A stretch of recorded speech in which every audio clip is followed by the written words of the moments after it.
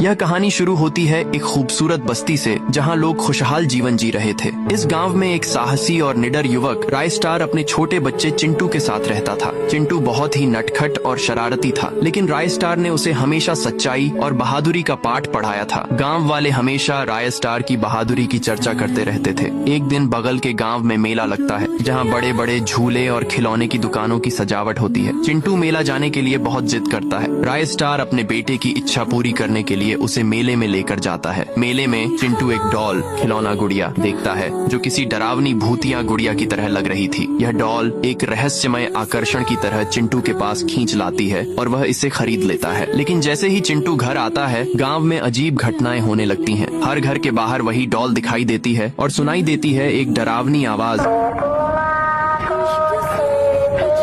जैसे कोई चुड़ैल गांव में आ गई हो। गांव के लोग डर के मारे धीरे धीरे गायब होने लगे और रहस्यमय तरीके से उनके शरीर के पास वही डॉल पाई जाती थी। रायस्टार को कुछ समझ नहीं आता कि यह सब क्या हो रहा है। रात में आवाज गूंजती। फिर एक रात रायस्टार को बाहर ज्ञान भाई का कटा हुआ शरीर मिलता है और पास में वही भूतिया डॉल पड़ी होती है। एक के बाद एक गांव के लोग मारे जाते हैं और हर बार डॉल उनके पास पाई जाती है। अंत में एक रात चिंटू अपने कमरे में सो रहा था और तभी वही भूतिया डॉल उसे आवाज देती है।